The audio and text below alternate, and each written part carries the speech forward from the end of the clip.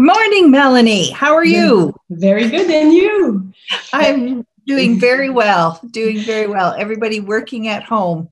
Yeah. So this year with COVID, we really had a different situation facing the scientific committee, and we had to go to a virtual meeting. How did you find it?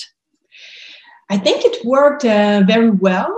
And one reason for that is that we know each other very well, I think, and we were all experienced members who have participated in previous ICS scientific meeting.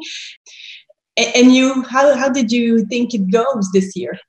Well, I thought it went really well. And, as the scientific committee does so much work up front, we all review upwards of 200 abstracts. Every abstract is reviewed by at least one member of the committee. Yeah.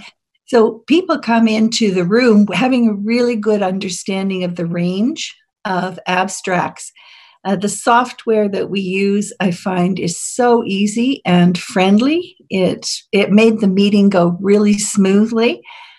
You and I, of course, as you pointed out, we're familiar with it. We know the software, so we can get through and look at ratings and look at comments from other reviewers. And I really have to take my hat off and say thanks to the ICS staff for all the work they do to prepare us for that meeting so things can run really efficiently. I agree with you because I think the system improved a lot through the years, and now it's reaching the perfect point. So I think it went very well for that reason. I agree with you. Yeah. Melanie, I'm really interested to hear what other things you think are going to be of interest for the non-neurologists, the physiotherapists, the geriatricians, the nurses. In addition to all the scientific session that is really good and we should all attend, there's some workshop. Well, there's plenty of workshop, but there's one in physiotherapy about a new frontier for conservative management. And in this workshop, we will discuss about pain physiology, pain education, female genital mutilation, transgender. So new areas where physio and nurse could really have a huge impact. There will be also a presentation about laser therapy. So I think that's new ideas, new treatment, new management that are interesting and that attendees will be very interested in hearing about. And did you see that there's a round table on laser therapy? Yes. I love the title, If You Can't Stand the Heat, right? This is such an emerging area. It's controversial.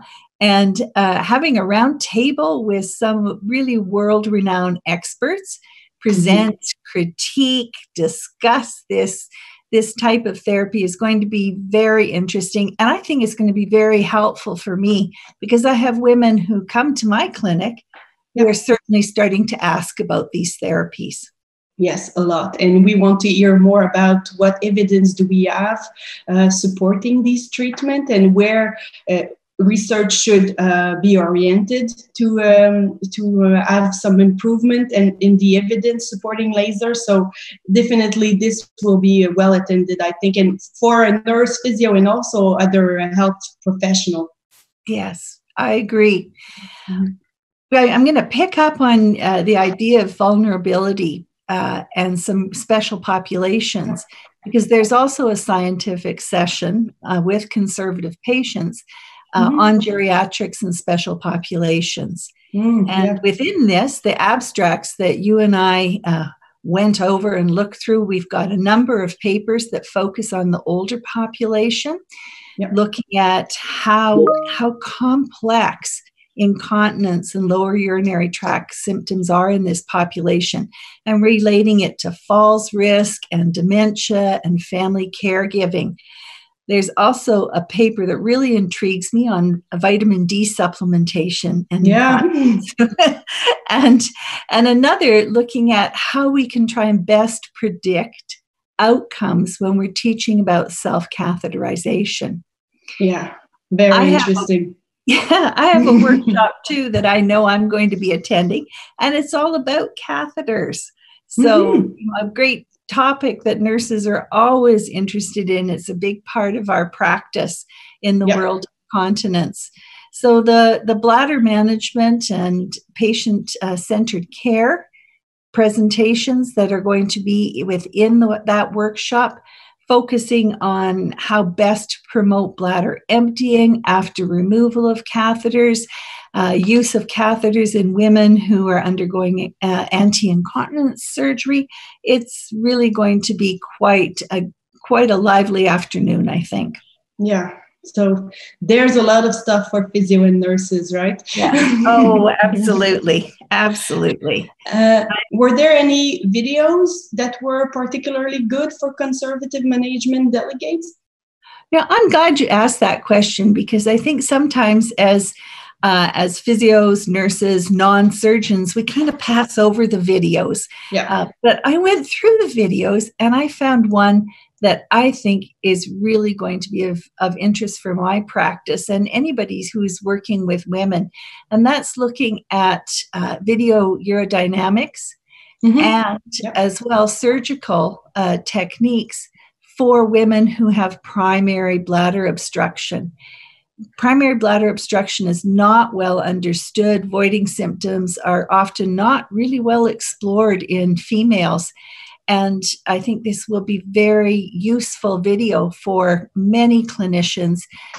We need to understand the other side of treatments. For me as a nurse practitioner, watching the video, it really helps me think about when I need to order urodynamics and when I might be best to refer on to for surgical interventions for some of the women that I see with obstructive voiding.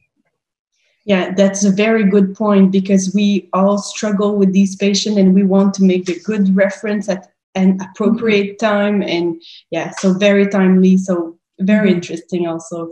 Right. So what else are you going to be attending this year at ICS, Melanie? So every year there's the Physio Forum, and it's always well attended. It's a mix of theory, practice, case discussion. So I'm looking forward to this Physio Forum. I think you have the same for nurse, right? Yes, nurses also have a forum, and here's where we hear back from the nursing committee about some of the activities, but also looking at some issues that are really key to our nursing practice. So we're in the US this year. There has been a movement with some of the continence nurses in the US to try and build ICD codes, billing codes for some of the activities that they're doing. So I think that's really forward thinking in terms of practice and how we try to support our practice so we can be there for our patients. Yeah. I have to put a plug in for the workshop that's just before the Nurses Forum as well. And this was organized by the nursing committee. And again, another exploration of continence issues for vulnerable populations. But this time just taking a little different lens, because they're looking at bladder health promotion. Okay, very interesting. Yes. And so tell me, Melanie, what advice do you have for first-time attendees at an ICS conference? Well, there's a lot of stuff at the ICS. So I think that to be sure that they don't miss anything that they would like to attend, I would suggest that they do a plan. They read the program so that they're sure that they don't miss anything, because there's a lot of concurrent sessions. So that would be my first advice. Plan ahead to be sure you're not missing anything. And I think it is probably the biggest strength of the ICS to be multidisciplinary and very welcoming. And I think it is why the field of incontinence moved so fast in research and clinic in the past decades, because of this group that really bring together all disciplines on specific pelvic floor disorder topic. I think it's making a huge difference. Yes, I think you're right. So I'll see you in November.